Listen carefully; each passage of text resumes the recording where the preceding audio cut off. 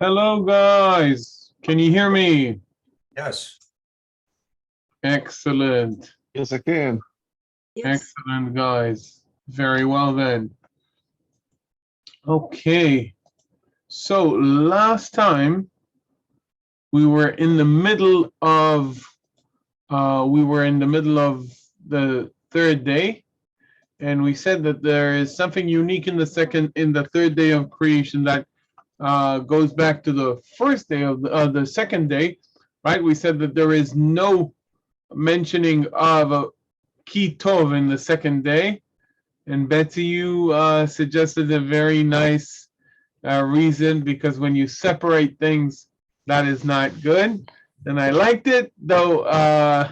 As I said, the what I think is the more plain explanation is what I offered, that the work that was not completed. So that's the reason for it. But nonetheless, I liked that explanation as well.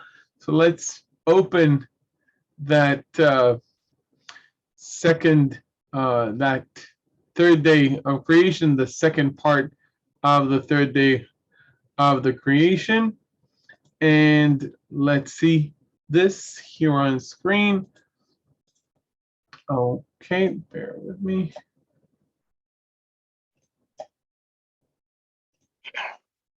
Right. Let's see verse 11. Elaine, please. Vayomer Elohim Hadeshe Haaretz Deshe. Penultimate accent. You can see the accent is on the top left-hand side, right? Deshe Esev Esev. Maziria Mazria, the Sheva is Serah Etz Peri Ose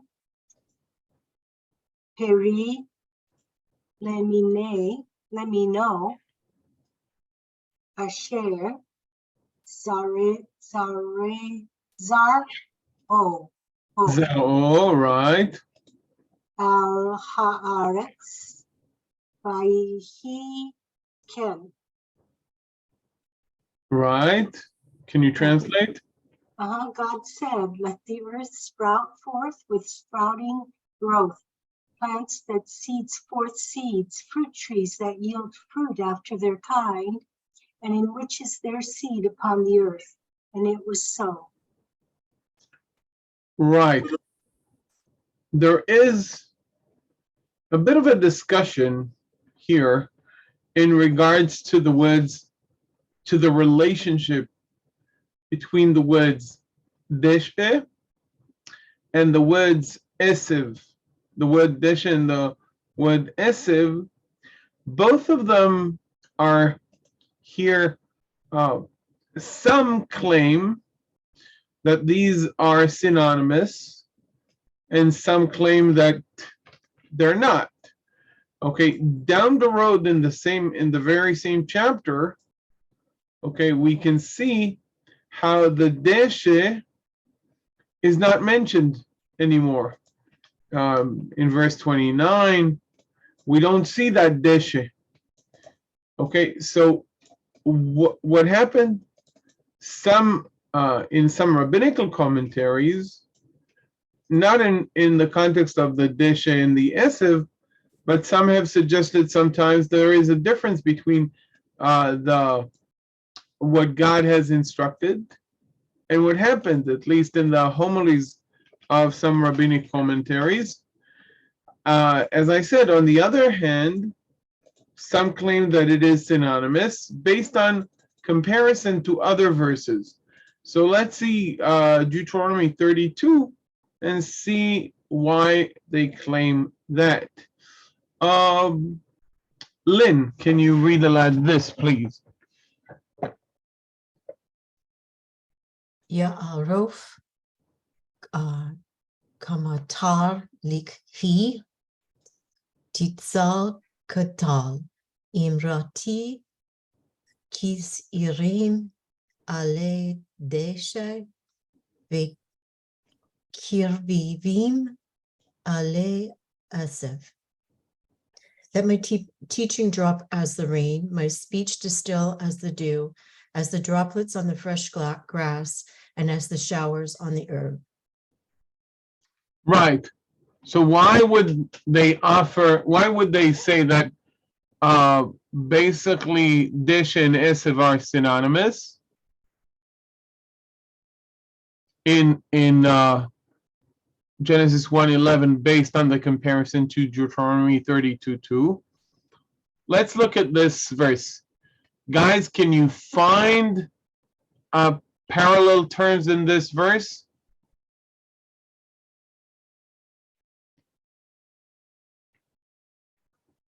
Drop as the rain, distill as the dew. Right, so we have rain, we have dew, we have some kind of droplets, or whatever se'irim is, some type of a rain, and also revivim, which is showers, copious rains. So we have 4 terms that are all, in English you would say precipitations, right? That's the general term for some kind of element that would water the vegetation. So these are different types of precipitations, and alongside that we have other parallel terms here. So Ya'arof and Tizal. Ya'arof is a very interesting word. Again, just poetic. Any biblical name that you might be reminded of by this? What is the root of Ya'arof?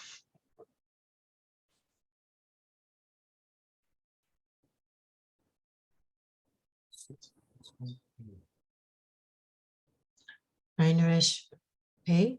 Ein Resh and Pei, right. Does it remind you of any biblical name?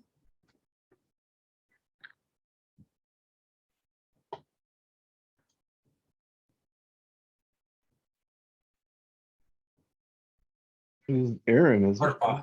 What about Orpah? Orpah, right. Hmm. So Orpah, according to some of the commentators, has to do with rain with water. By the way, related to Ruth, which according to some commentators already in antiquities has to do with something that is filled with water. Okay, when the Psalter of Psalm 23 says, "My cup runneth over," what is the Hebrew for something that is overflowing? How come nobody learned Psalm 23 in Hebrew, guys? Do you know it was actually hard nut to nail? There were a lot of words in there I didn't know. But I it's started. I you- know. What do I know? Adonai Roi Lo Exar. right, Adonai ro'i lo That's all. echsar, בנאות דשא ירביצני, על מי מנוחות ינהלני, נפשי ישובב, ינחני במעגלי צדק למען שמו, גם כי אלך בגיא צל מוות לא אירא רע, כי אתה עמדי, שבטך ומשענתך המה ינחמוני, תערוך לפניי שולחן נגד צורריי, דישנת בשמן ראשי, כוסי. Now comes the most important word for our discussion. Kosi revaya. Revaya. So revaya has to do with water, with overflowing, and that might be related to the name Ruth. As you know, the Tav is feminine ending. So Orpah and Ruth are both names that might be related to water, and Ya'arof is the verb here for for the dropping of the rain.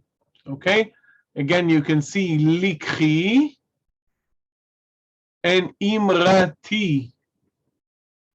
Okay, so all in all, we are left with alei deshe and alei esev. Oh, and now you can see why, going back to Genesis 1:11, some of the commentators said that deshe and esev are synonymous. Okay, without getting into the basic discussion of are there any synonyms or complete synonyms in biblical Hebrew or in the Bible in general. Okay, that's that. Let's see some of the forms that we have here. How about tadshe? John, what can you tell us about tadshe?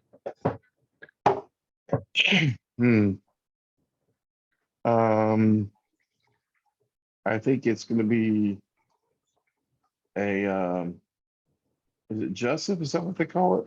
It is. It is very good. It is Joseph. And you're constructing that out of Resh, Shin, and Aleph. Dalet, Shin, and Aleph. And the Dalet, Shin, and Aleph. You know, And it's interesting that you kind of mix the Dalet with the Shin. They're very similar, right? When we look at the Dead Sea Scrolls, they're almost indistinguishable, okay, from one another. So last week, I was going with my friends in Jerusalem, and we went to Saint Mark's monastery, and it's a Syrian monastery. And I'm taking the tour guide course, and the guide who was giving the tour, she was very nice. Every time we get a different guide, because they take the experts for different things, but she couldn't read Syriac.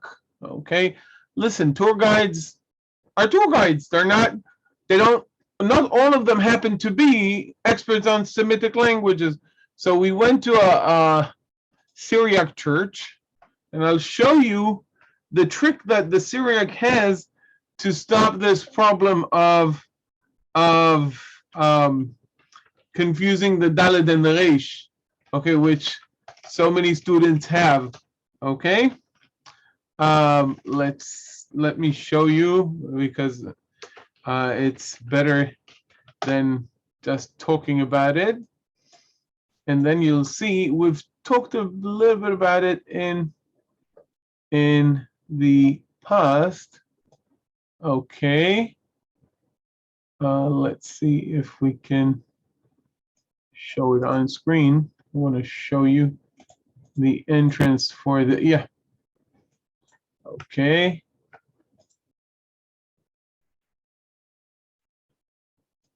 Very good. I think it's this is before the renovation, but okay. This is the writing at the entrance for the monastery. Okay. Where's this monastery? In Jerusalem. This is okay. This is a Syriac or Syrian. Both names are used. This is a Syrian Orthodox church. Okay, according to the Syrians, this is also the place of the upper room. Okay, the Last Supper and everything. Again, not the usual. Most Christians don't set the upper room here, but in a different place. But you'll once you come to visit in Jerusalem, if you visit, seriously, you'll see that there are many places where people will tell you, no, this happened here, this in several places. So do you see this and this, how they are identical? Well, not Right. quite. They're, Resh and Dalet. that's the nation, the Dalet, and in Syriac, to distinguish the one from the other, you just put the dot in a different place. This is the dot for the Dalet, this is the dot for the Resh. Okay, if you have the dot at the top, okay, it's a Resh. If you have the dot at the bottom or not at the top, it's a Dalet. So that's a Dalet, that's a Dalet, that's a Dalet, okay? And this is a Resh, this is a Resh, this is a Resh, this is a Resh, okay? So that's a way for them to distinguish between the two. You can see it looks like a Dalet or a Resh in Hebrew. Anyway, so I was, Nathaniel, what does that say? oh, good question. Why didn't I say it to begin with? So you already know that this is Dalet and this is Resh. This you can see looks like an Aleph, right? Really? Do you see how it looks like an Aleph? Or is it just me? It looks like an Aleph, right? This is, we said, is a Dalet. How does this look like? What does this look like, this letter? Tav. Vav.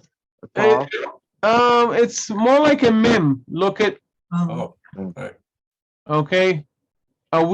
We do our mem like this, but it's close enough. So that's a mem. Dira, the first word is dira, which is monastery in Aramaic and Arabic, dir. Okay. The second word is demar or demare of our master or mar is usually of authority, dignity, right? Mar, and the next word is Marcus. The next one is Desuria. So monastery of Saint Mark the Syrian. Okay, that's what it says. Okay. Anyway, it's a very nice place in the Armenian quota, or even though it's not an Armenian church. Okay, yeah, it's a little bit confusing. Yeah, when you come to Jerusalem, we'll talk about that. We'll talk about the Armenians and why is there an Armenian quota and a Christian quota, while the Armenians are Christians by themselves. Okay, so yeah, it's a good question. Okay, so that's the Dalet and the Resh, Tadshe, and you correctly said that this is a jussive form. Specifically, what is the subject of this jussive verb? Earth, Haaretz. Haaretz, right. Haaretz. So person, gender, and number.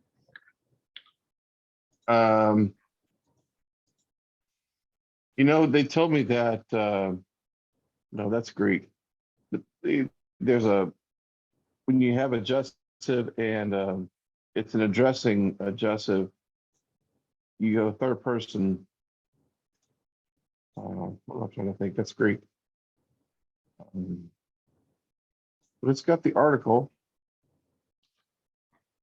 Haaretz has got the article, but the article doesn't tell you if it's masculine or feminine. The form of the verb does, though. Right?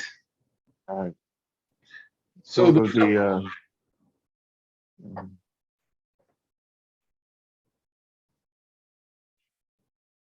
the tav at the beginning should give you an idea. feminine. Yeah, it's third person feminine singular. Right.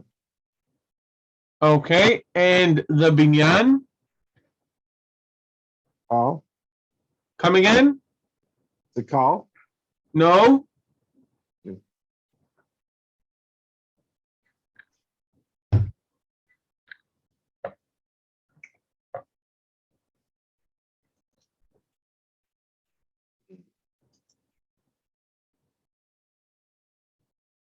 Not a loss. Okay, note the patach under the first root letter, Right. Okay. okay, which is a good indication for the hifil. Okay, I mean not the first root letter, the prefix, the preformative letter tadshe, and we have tadshe because it's a jussive form and not the yiktol, which may take the chirik yod. Okay, usually takes the chirik yod. So this is hifil. Okay, jussive third person feminine singular. Tadshe, that's the verb. Subject is haaretz, and the deshe is the inner object. Okay, you can see how the object deshe is the same root as tadshe. Esev mazriya zera. Again, we have inner object here with mazriya. Again, you can see the patach under the preformative letter. In this case, a mem for the participle. So exactly as we had tadshe deshe, we have mazriya zera. Okay, mazriya is the hifil participle. How about ose?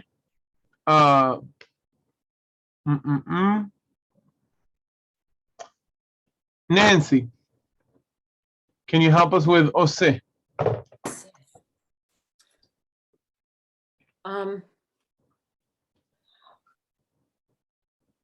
It looks like a, is it a participle? It is very good. It's a participle. So mazriya was a participle of the hifil, and ose is a participle of which binyan? Well, I was gonna say kal, but Very good. It is a I might be getting there somewhere. masculine singular participle. Very good. Et peri, ose peri lemino. Asher zar'ovo al haaretz vayhichen. Very interesting.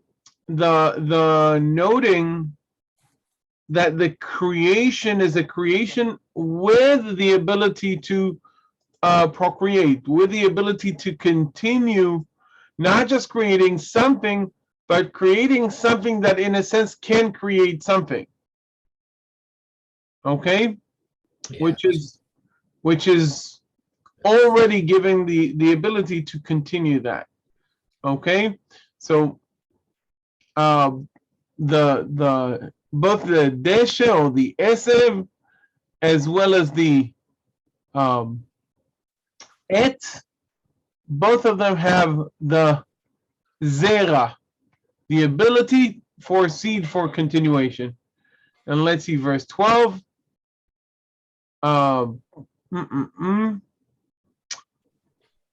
Guys, so Elaine, you read 11. Oh, Lynn, you read already. So Already. go ahead. Okay. Batotse haaretz deshe esev matzriya zera leminehu ve'etz ose peri asher zarov Vo leminehu Vayar Elohim Hitov.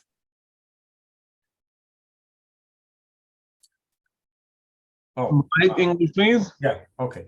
The earth brought forth sprouting growth, plants that seed forth seeds after their kind, trees that yield fruit, and which is their seed after their kind. God saw that it was kitov. Right. We've talked about Vayar Elohim Kitov and how it is part of that ending. And on the third day, we can see something that would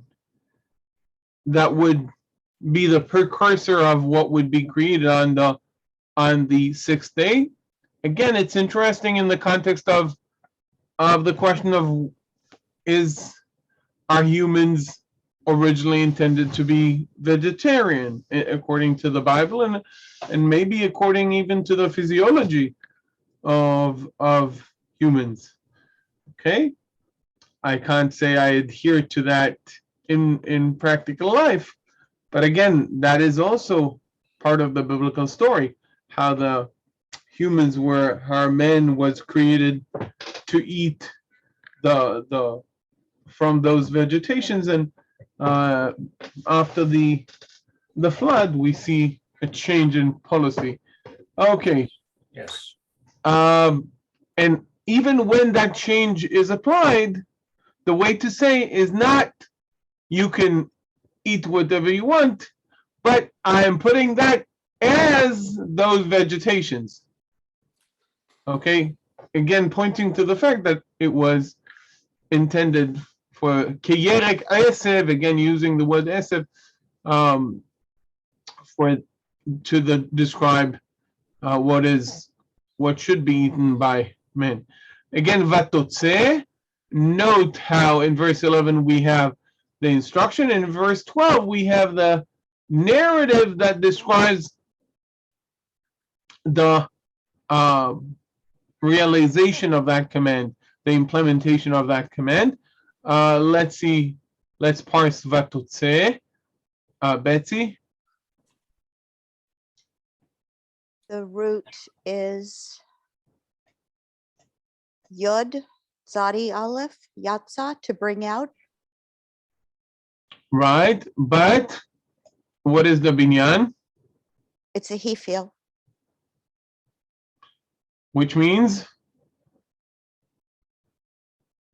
Cause to come forth, cause to Right. come out.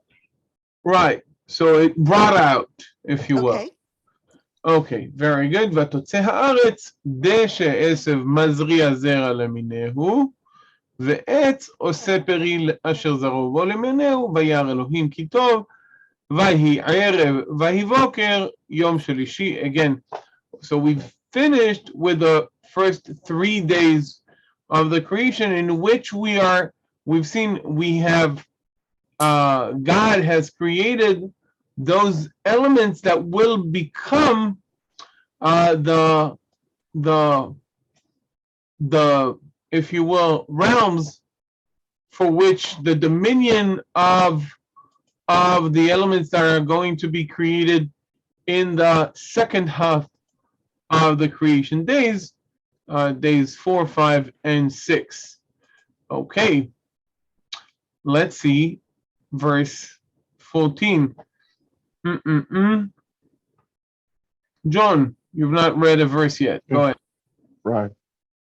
Vayomer Elohim Yehi Ma'orot Bar Keya Hashamayim Lechav Dil Ben Hayom Uven Halayla Vahayo Vahayu Le Lotot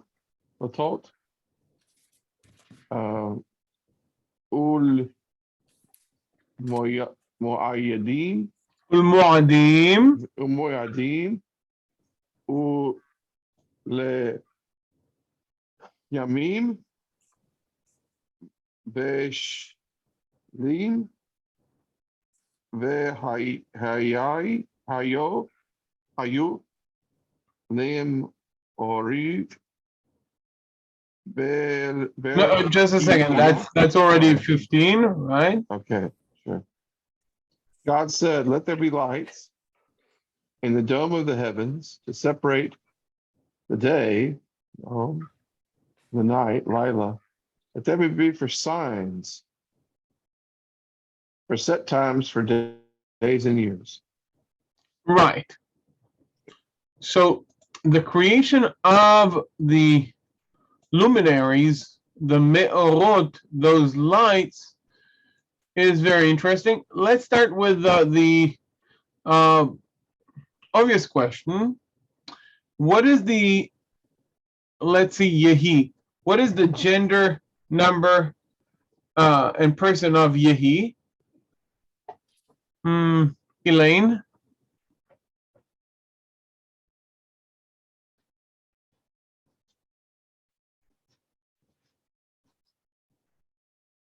So is it call, third person, masculine? And what is the number? Is it singular or plural? It's singular? Third person masculine singular. What is Yes. the, right? What is the subject of this verb? It's Joseph. The lights. He, Right, lights, me'orot. What is the gender number instead of me'orot? it's looks feminine, but it should Okay. be masculine plural because the verb is masculine. Okay. Yeah, the verb is masculine. Okay. And later on we'll see that it is masculine, and specifically we'll see me'orot gedolim. So you're right, we oftentimes have nouns that look of one gender but in fact are of another gender. So it is masculine. But what is the number of this noun? Plural. Plural. Looks like feminine plural. I'm sorry. I said, she said correctly, was already suggested that it looks feminine, but it is indeed masculine. We have that in the next verse, me'orot gedolim. So we can see that even though it looks feminine, it is masculine. We have that with nouns in Hebrew. But how about the number? It is masculine plural, right? Masculine plural. But the verb is masculine singular. Oh yeah, they let there be through masculine singular. So Lights. right. So when it comes before, you can use that as the non-specific. Okay. And that's why we have Yehi, even though the me'orot is plural. And you can see that after the plural was mentioned, indeed we have the plural, both in the second half of verse 14 as well as in the beginning of verse 15. Vehayu le otot vehayu lim orot. Okay, so that's the disagreement of the number. Vehayu. So remember, first day we have the light and the darkness. Okay, and now those lights are separating day and night, and they serve as otot, moadim, yamim, and shanim. This is very interesting. Okay, and it is related to the fact that God is creating those luminaries. And it is important because we know that the luminaries, okay, are or were perceived as deities, very important deities. Okay, you know that the word shemesh in Hebrew is the same as the Mesopotamian god Shamash, the sun god. And the mountain of Sinai might be related to the moon god Sin. Okay? So basically, the fact that the Bible tells us God created these luminaries is letting us know in a kind of a way that goes around the idea of fighting these. God created these. we'll see that also in the fifth day of the creation, not today, but maybe we'll see that also with the great sea monsters. Okay, yes, Frank. Yeah, that we just talked in the previous class today about the Zohar in Daniel 3:12-3, you know, that's what just came to my mind with this. The whole, we've talked about the Zohar and the imagery of light in the past, and definitely it's very strong there. Also, vehayu leotot. So, what is otot? What does it mean, sign here?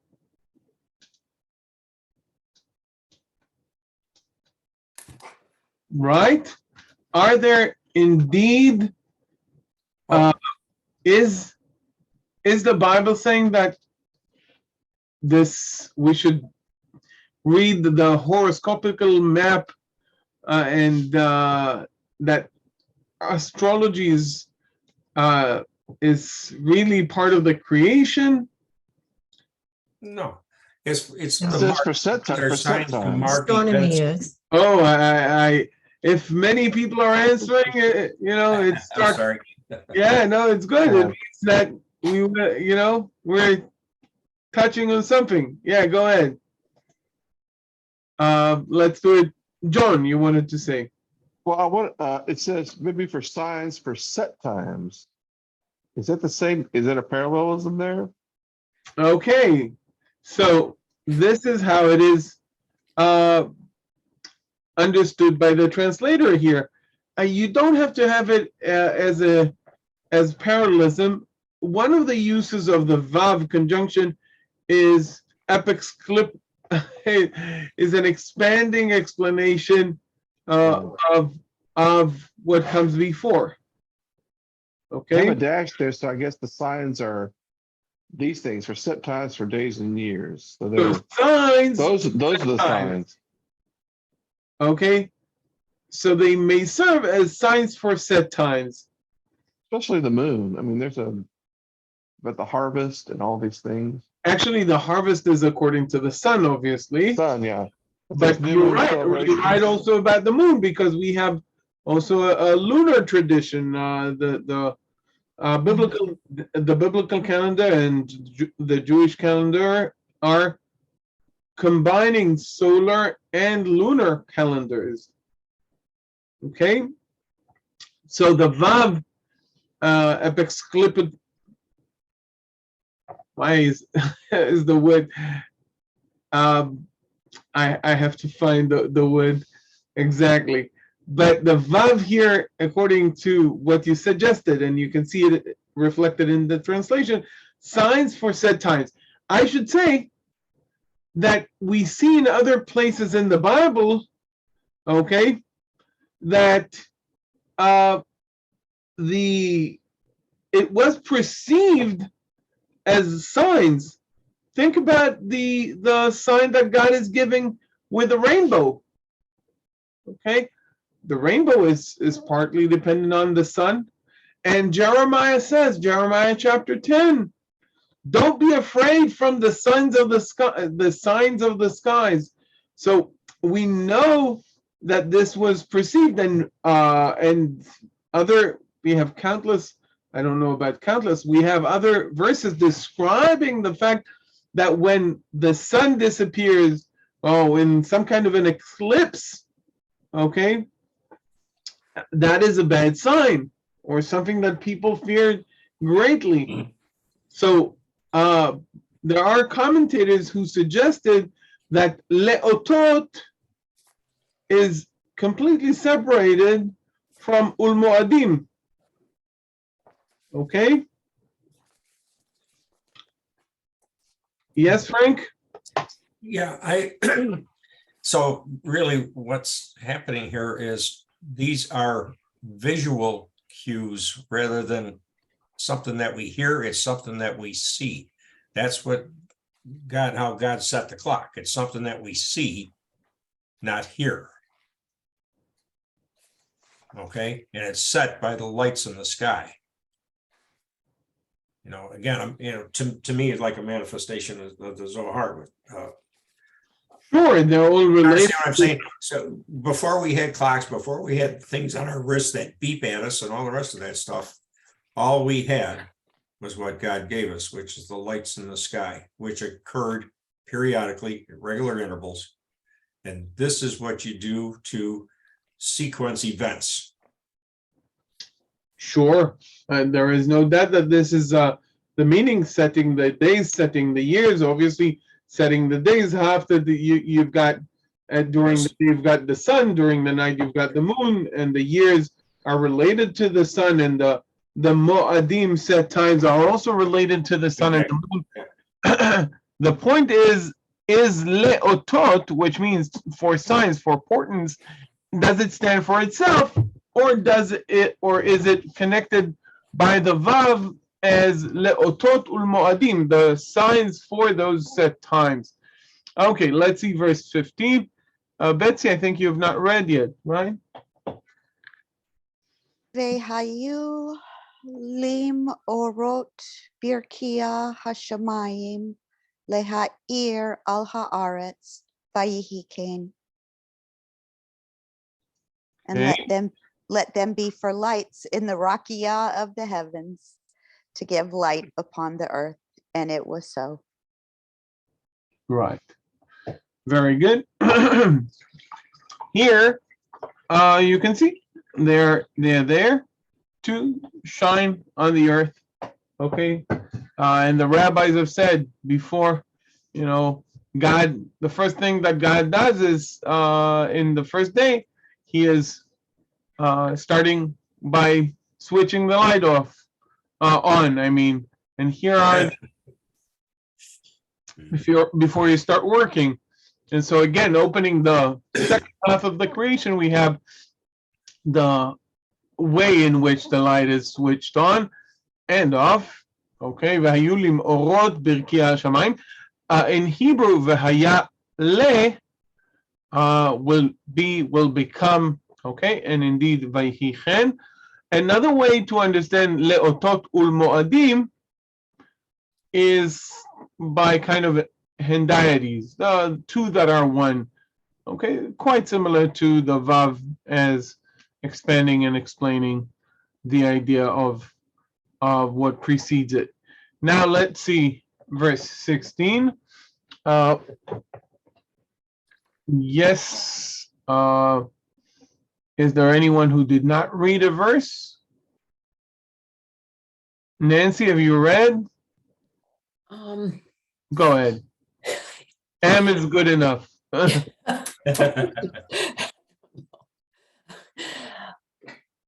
See. Vaya as Elohim et shnei hameorot hagedolim et hamaor hagedol Hagadol. hagadol lemem shelesh or shelet hayom va'et hama or hakat ton lemem shelesh shelet halayla. Is that how you say that? Halayla. Halayla. Et hakokavim. And let's see, God made two great lights, the greater light for ruling the day and the smaller light for ruling the night and the stars. Right. So we can see Hameorot Hagedolim, and we've talked about that earlier. Here we can see the noun followed by the adjective. Okay, and the adjective tells us the true nature of the noun. Okay, that even though we see me'orot and the ending here looks feminine, the fact that the adjective has a masculine ending tells us the truth. I have a very bad rhyme for that. We believe the adjective. It doesn't rhyme in English. I'm aware of that, but what can we do? That's the best we have. Now, what I want you to see is a very interesting story that reflects also a grammatical principle. How many great lights are there, according to this verse? Says two. It says here it says two, but when you read further, you read about one ma'or gadol and one ma'or katon. Great So light, what I should have done, Well, big and small. right? So what I should have done is this to begin with, and then we would have had a discussion about it. Okay, but you've already seen the English translation.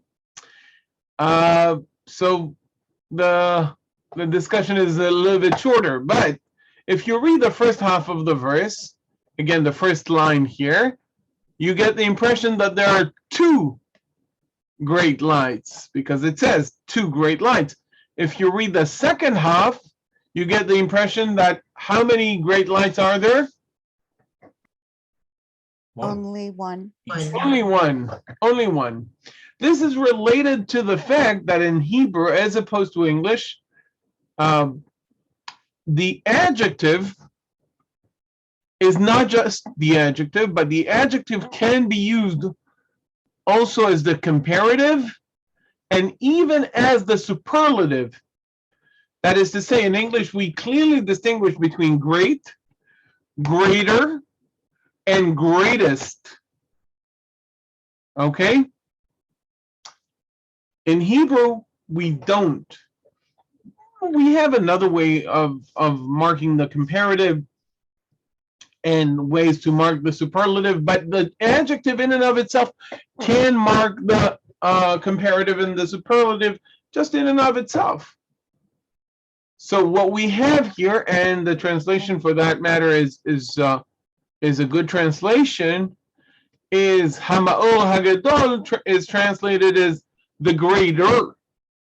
Okay, and you can see that the term Hagadol, which is an adjective, serves as a comparative, more than. The greater light for ruling the day and the smaller light for ruling the night and the stars. Yeah. Do you know the story of the rabbis about it, guys?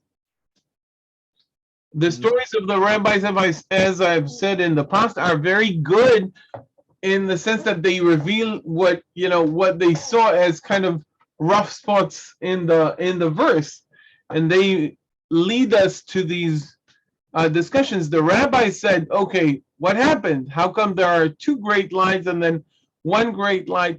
So the rabbis said at the beginning, both the sun and the moon, they were equal. They had the same size, the same power.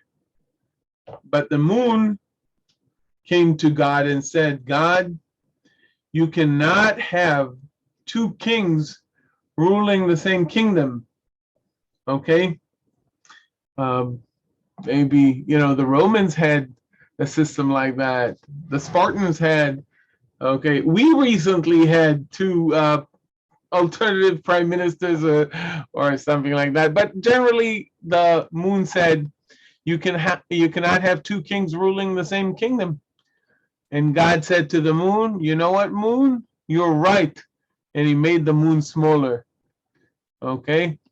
That's a story that the rabbis, it's not that they didn't know that Hagadol means the greater. Okay? But they wanted to teach you something. So they took that verse and they kind of built on that story that would reflect that idea. And so that the moon would not be sad, God gave it the stars as company. Okay, guys, we are moving to the grammatical part, and we'll go back to the that spot in the creation account to the next week. Okay, the genitive.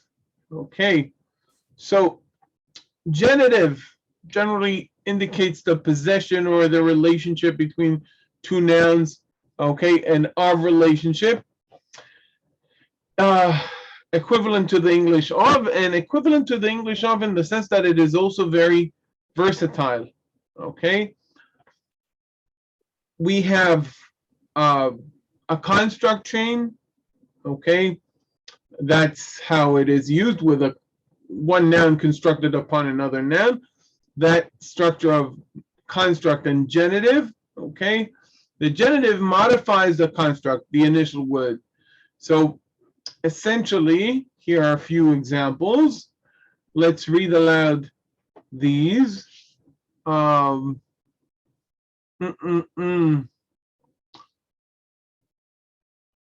Lynn, please. Beit Adonai, house of God. Right. So Beit Adonai is the house of the Lord, or the temple of the Lord. Obviously, contextually, the temple of the Lord, literally the house of the Lord. What about the next one? John? Tzivot, Adonai, the host of the Lord, the host. Feminine plural. Right, the host of the Lord. And again, the central word being the first one. Okay. And how about the bottom one? Okay, let's see the bottom one. Betsy, please. Siftei Melech, lips of a king. Again, Siftei Melech is not that the king owns the lips. They are his in the sense that it's a body part. That's a very common type of relationship. This is a very interesting discussion. Remember that we've talked about cases, and did the Hebrew have cases? We had a discussion, did the Hebrew reflect those cases at the end of nouns? So here is the verse that we've mentioned in Genesis 49. We have Beni Atono, Oseri la Gefen Iro, Vela Soreka Beni Atono. And you can see that Beni Atono is really Ben Atono. And possibly at an earlier stage, the genitive, the form of the noun, when it was constructed upon the following noun, might have had a different ending.